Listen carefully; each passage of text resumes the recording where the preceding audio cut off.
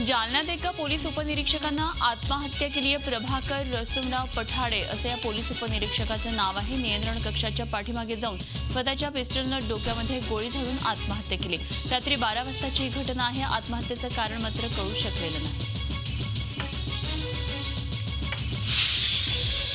अॅट्रॉसिटीत बदल आणि मराठा आरक्षणाच्या प्रमुख मागण्यांसाठी राज्यभरात सुरू असलेल्या मराठा समाजाच्या मूक मोर्चांविषयी मुख्यमंत्री देवेंद्र फडणवीस यांनी मौन सोडले।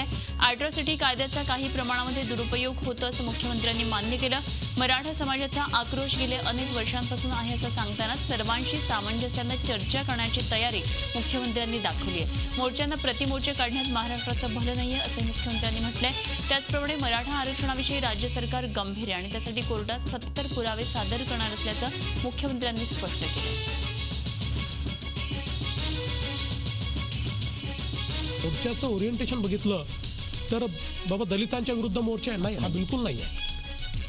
ठीक आहे, अॅट्रॉसिटीचा एक विषय त्यात आहे, पण इतर अनेक विषय त्याच्यामध्ये आहेत। त्यामुळे त्याला प्रतिमोर्चाने काहीतरी आपण उत्तर द्यावं वगैरे अशा प्रकारची जी भूमिका आहे, तर माझी हात जोडून सगळ्या नेत्यांना विनंती आहे, दलित समाजाला विनंती आहे की कोणीही अशा प्रकारे करू नये। मोर्चा आणि प्रतिमोर्चाने उद्या मग ओबीसी समाजाने सांगायचं की आम्ही प्रतिमोर्चा काढू, यांनी महाराष्ट्राचं भलं होणार नाही।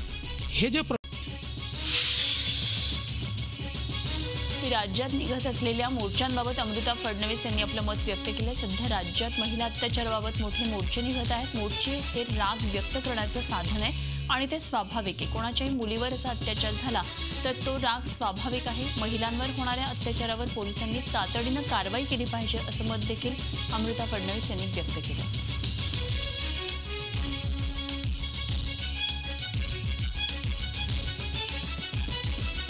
मोर्चे आंदोलन एक वे आउट आहे लोकांचं जे राग आहे मनात तो दाखवण्याचा, आणि ते साहजिक आहे।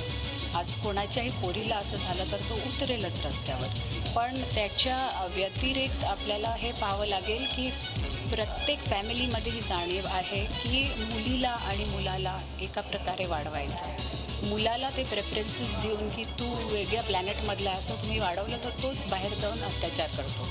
एका स्त्रीला रिस्पेक्ट करणं आपल्या मुलाला पण शिकवायला पाहिजे, तरच ती मुलगी पण सेफ राहू शकते।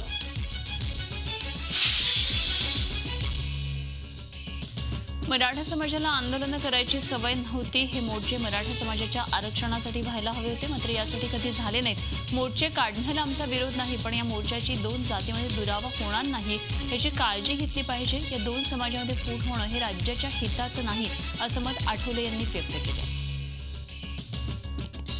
काही ठिकाणी बऱ्याच ठिकाणी मराठा समाजावर अॅट्रॉसिटी लावण्यासाठी आग्रही पोलिसांकडे आग्रह सुद्धा धरलेला आहे आणि त्यांच्या चितावणीवरूनच मराठा समाजाच्या कार्यकर्त्यांनी अनेकांची नावं दिलेली आहेत। त्यानंतर दलित समाजातल्या काही कार्यकर्त्यांनी त्याचा मिसयूज काही ठिकाणी केलेला आहे किंवा असेल, आणि अॅट्रॉसिटी ॲक्टचा जर गैरवापर होत असेल तर त्यामध्ये त्या खात्याचा मंत्री म्हणून मी लक्ष देणार आहे। त्याच्यामध्ये काही बदल करणं शक्य आहे का? जर योग्य बदल सुचवले तर माझं मंत्रालय नक्की त्याचा विचार करेल, पण हा कायदा रद्द करायची कोणी मागणी करत असेल तर हा कायदा अजिबात रद्द होणार नाही।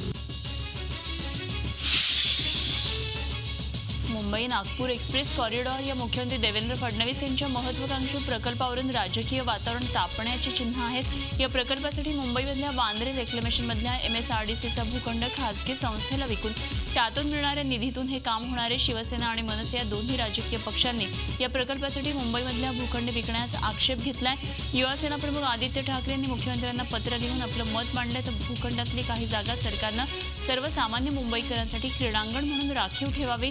नक्कीच यातून मुंबईचं आणि या कॉरिडॉरचं भलं होईल असं खोचक विधान ठाकरेंनी केलंय। मनसे या प्रकल्पासाठी मुंबईमधल्या 1 इंचही जागा विकू देणार नाही असा इशारा दिला।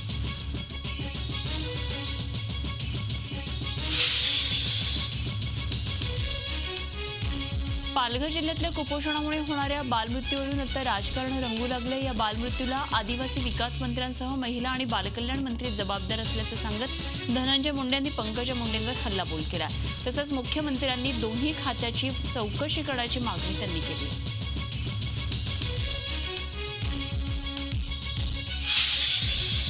तर धनंजय मुंडेंनी केलेल्या टीकेवर उत्तर देताना विरोधकांचं काम हे विरोध करणं इतकंच असतं असं पंकजा मुंडे म्हणाल्यात. विष्णू सावरा यांच्या राजीनाम्याची मागणी रास्त नाही आणि त्यांनी आदिवासी भागासाठी केलेलं चांगलं काम पाहावं असं म्हणत त्यांनी सावरांची जोरदार पाठराखण केली.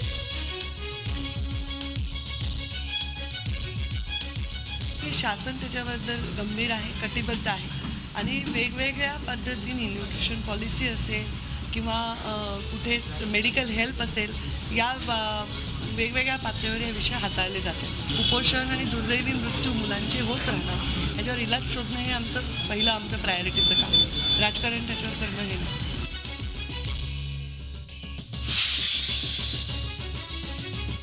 कुपोषणामुळे 600 मुलं मेलेली नाही तर झाडावरून पडून साप चावून आणि इतर कारणांनी मृत्यू झाली असल्याचा आरोग्यमंत्री दीपक सावंत यांनी म्हटलेले. मात्र कुपोषणाचं प्रमाण वाढल्याचं देखील त्यांनी मान्य केलंय.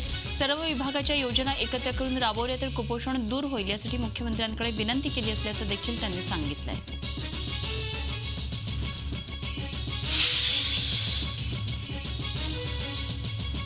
माजी मुख्यमंत्री पृथ्वीराज चव्हाण यांनी राष्ट्रवादी काँग्रेसवर जोरदार हल्ला चढवला. रोखठोक कार्यक्रमात झी24 तासचे मुख्य संपादक डॉक्टर उदय निरगुडकर यांनी त्यांची मुलाखत घेतली आणि त्यावेळी राष्ट्रवादीचे नेते प्रफुल्ल पटेल यांनी केलेले सर्व आरोप पृथ्वीराज चव्हाणांनी खोडून काढले. सिंचन घोटाळ्याप्रकरणी अजित पवार आणि सुनील तटकरे यांची एसीबी मार्फत चौकशी करण्याचा निर्णय राष्ट्रवादीच्याच तत्कालीन गृहमंत्र्यांनी घेतला होता असा खळबळजनक गौप्यस्फोट चव्हाणांनी केला. आणि एवढंच नव्हे तर ऐन निवडणुकीच्या तोंडावर पाठिंबा काढून घेऊन राष्ट्रवादीनं माझं सरकार पाडलं, भाजपचा फायदा करून देण्यासाठी आपलं सरकार पाडण्यात आलं असा घणाघाती आरोप देखील चव्हाणांनी यावेळी केला. उपमुख्यमंत्री आणि सुनील तटकरे यांच्या विरुद्ध ही चौकशी एसीबीनं याची खुली चौकशी व्हावी अशी मागणी केल्यानंतर त्यावेळचे तत्कालीन गृहमंत्री यांनी त्या चौकशीला मान्यता दिली. मी दुसऱ्या दिवशी वर्तमानपत्रामध्ये वाचलं. ही वस्तुस्थिती आहे की या दोघांच्या विरुद्ध चौकशीला एसीबीच्या चौकशीला गृहमंत्र्यांनी मान्यता दिली. म्हणजे या निर्णयाची आपल्याला माहिती नव्हती. मी पेपरमध्ये वाचली. आता मला प्रश्न असा विचारायचा आहे की गृहमंत्र्यांनी हा निर्णय घेतला, प्रफुल्ल पटेलांची सल्लामसलत केली होती का आणखी कोणाची सल्लामसलत केली होती? महाराष्ट्राच्या जनतेला कळलं पाहिजे. काँग्रेसचे नेते कृपाशंकर सिंह यांच्या अडचणींमध्ये वाढ होण्याची चिन्हे. सिंह यांची मालमत्ता जप्त करण्यासाठी मुख्यमंत्री देवेंद्र फडणवीस यांनी आर्थिक गुन्हे शाखेला परवानगी दिली. मागच्या 2 वर्षांपासून याबाबतची परवानगी प्रलंबित होती. कृपाशंकर यांच्याकडे 300 कोटी रुपयांची बेहिशेबी मालमत्ता असल्याचा आरोप आहे. 2010 साली कृपाशंकर यांच्याकडे बेहिशेबी मालमत्ता असल्याची तक्रार सामाजिक कार्यकर्ते संजय तिवारींनी एसीबीकडे केली होती. एसीबीकडून नीट चौकशी न झाल्यानं तिवारी उच्च न्यायालयात गेले. 2012 साली मुंबई पोलिसांनी कृपाशंकर सिंह यांच्या विरोधात FIR दाखल केला होता आणि त्यानंतर हे प्रकरण आर्थिक गुन्हे शाखेकडे गेलं. भाजपचं सरकार सत्तेवर आल्यानंतर कृपाशंकर सिंह यांची मालमत्ता जप्त करण्याबाबतची परवानगी द्यायला मुख्यमंत्र्यांनी 2 वर्षांचा कालावधी घेतला.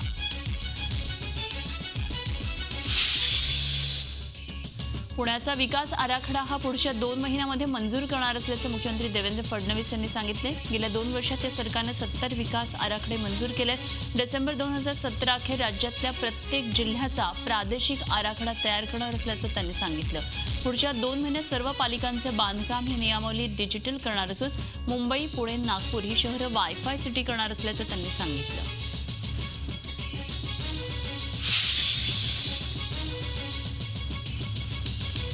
पानसरे हत्येप्रकरणी अटक केलेला वीरेंद्र तावडे पोलीस तपासात मदत करत नसल्याचं SITनं कोर्टात सांगितलं. तावडेची 14 दिवसांची पोलीस कोठडी संपल्यामुळे कोर्टानं तावडेची कोल्हापूर सब जेलमध्ये रवानगी केली आहे. सनातनचा साधक वीरेंद्र तावडे हा पानसरे हत्याकांडातला दुसरा संशयित आरोपी आहे. त्यामुळे SITनं गेल्या 14 दिवसात तावडेची कसून चौकशी केली. त्यानंतर त्याला कोल्हापूर प्रथम वर्ग न्यायदंडाधिकारी यांच्यासमोर हजर केलं असता त्याची न्यायालयीन कोठडीत रवानगी केली.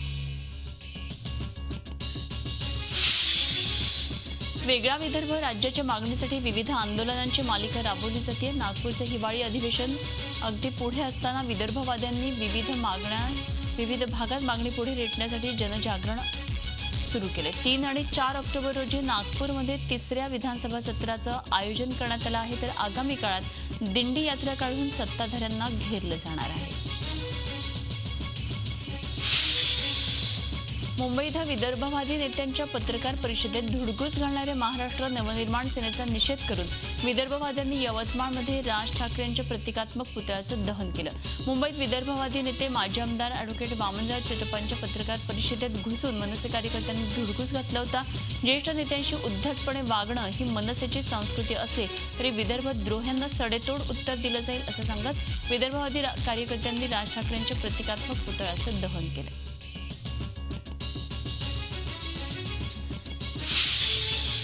मुंबई महापालिका शाळांमध्ये सूर्यनमस्काराच्या सक्तीविरोधातली याचिका मुंबई उच्च न्यायालयानं फेटाळून लावली आहे. सूर्यनमस्कारावर तात्काळ स्थगितीची मागणी फेटाळण्यात आली आहे. सामाजिक कार्यकर्ते मसूद अन्सारी यांनी सूर्यनमस्काराच्या सक्तीविरोधात याचिका दाखल केली होती. पालिकेच्या शाळांमध्ये सर्वच जाती धर्माचे विद्यार्थी येतात, त्यामुळे सूर्यनमस्काराची अशी सक्ती ही अयोग्य असल्याचं याचिकाकर्त्यांनी म्हटलेलं होतं. या याचिकेवर सुनावणी करताना सूर्यनमस्काराला कोणत्याही एका विशिष्ट धर्माशी जोडणं हे चुकीचं असल्याचं कोर्टानं म्हटलंय. सूर्यनमस्कार हा एक उत्तम व्यायाम आहे, शरीर आरोग्यदायी राहतं असं निरीक्षण कोर्टानं नोंदवलंय. स्वाईन फ्लू तपासणीसाठी राज्यातल्या सर्वच जिल्ह्यामध्ये प्रयोगशाळांची गरज असल्याचं हायकोर्टानं म्हटलंय. स्वाईन फ्लूची तपासणी करण्यासाठी राज्यामध्ये मुंबईत एकमेव प्रयोगशाळा असल्याचा दावा करत हायकोर्टात जनहित याचिका दाखल करण्यात आली होती. मुंबईतल्या याच प्रयोगशाळेमध्ये स्वाईन फ्लूच्या नमुन्यांची तपासणी करण्यात येते.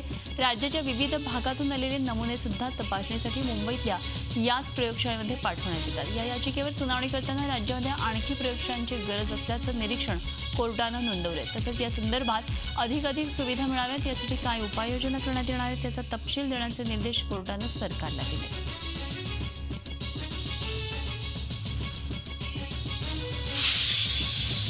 अहमदनगर औरंगाबाद रोडवरील इमामपूर घाट इथं भर दिवसा एका युवकाची 2 दिवसापूर्वी गोळ्या घालून हत्या केली होती. या घटनेतल्या आरोपींना अहमदनगर पोलिसांनी गजाआड केलंय. अहमदनगरच्या स्थानिक गुन्हे शाखेच्या पथकानं तातडीनं तपास करत अजय ठोंबरे, कृष्णा कोरडे आणि सोमनाथ मोर्या मारेकऱ्यांना अटक केली आहे. जुन्या वादातून हिम्मत जाधव याची हत्या सुपारी देऊन केली असल्याचं समोर आलंय. मुख्य आरोपी अजूनही फरार असून पोलिसांचा शोध घेत आहे. धुळे जिल्हा परिषदेच्या बांधकाम विभागातल्या वरिष्ठ सहाय्यकास लाच घेतल्याप्रकरणी धुळे एसीबीनं अटक केली आहे. पंकज विक्रम पाटील असं या लाचखोर कर्मचाऱ्याचं नाव आहे. 10,000ची लाच घेतल्याप्रकरणी त्यांना अटक करण्यात आली आहे. अंगणवाडीचं बांधकाम मुदतीत न केल्यानं तक्रारदाराला बांधकाम विभागातल्या वरिष्ठ अधिकाऱ्यानं कारणे दाखवा नोटीस दिली होती. दरम्यान सदर प्रकरणामध्ये प्रशासकीय कारवाई न करता प्रकरण मिटवण्यासाठी प्रभारी कार्यालयीन अधीक्षक पंकज पाटील यांनी तक्रारदाराकडे 10,000ची लाच मागितली होती.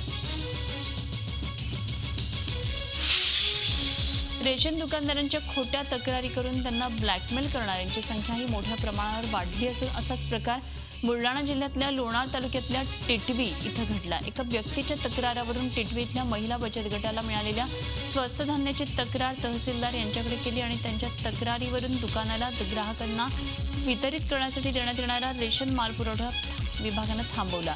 या ठिकाणी मोठ्या प्रमाणावर आदिवासी आणि शेतमजूर ग्राहक असल्यामुळे त्यांना स्वस्त धान्य मिळत नसल्यानं त्यांच्यावर उपासमारीची वेळ आली आणि त्यामुळे त्यांनी लोणार तहसीलवर मोर्चाकडून तात्काळ रेशन माल उपलब्ध करून द्यावा अशी मागणी केली. सध्या दापोलीमध्ये पिसाळलेल्या कुत्र्यांची दहशत पसरली आहे. पिसाळलेल्या कुत्र्यानं 13 जणांना चावा घेतला. यामध्ये दापोली नगरपंचायत कर्मचाऱ्याचा समावेश आहे. दापोली नगरपंचायत कर्मचारी प्रदीप पिसे हे नगरपंचायतीच्या पाणीपुरवठा विभागात ऑपरेटर म्हणून कार्यरत आहेत. दापोली इथल्या कोंडावरच्या पाण्याच्या टाकीजवळ ऑन ड्युटी असताना हा कुत्रा चावला आणि गेल्या 2 महिन्यातल्या दापोलीमध्ये पिसाळलेल्या कुत्र्यानं चावा घेण्याची ही तिसरी घटना आहे. या तिन्ही घटनांमध्ये आतापर्यंत 339 जणांना पिसाळलेल्या कुत्र्यानं चावा घेतला. तसंच 2 जणांचा मृत्यू यापूर्वी झाला आहे.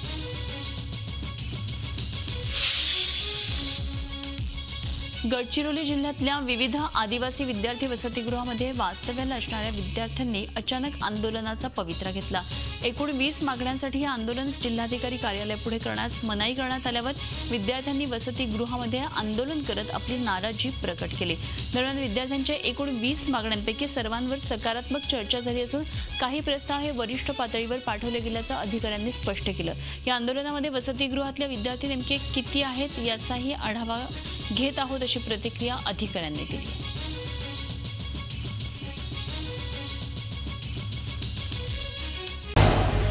झी 24 तास रहा एक पाऊल पुढे.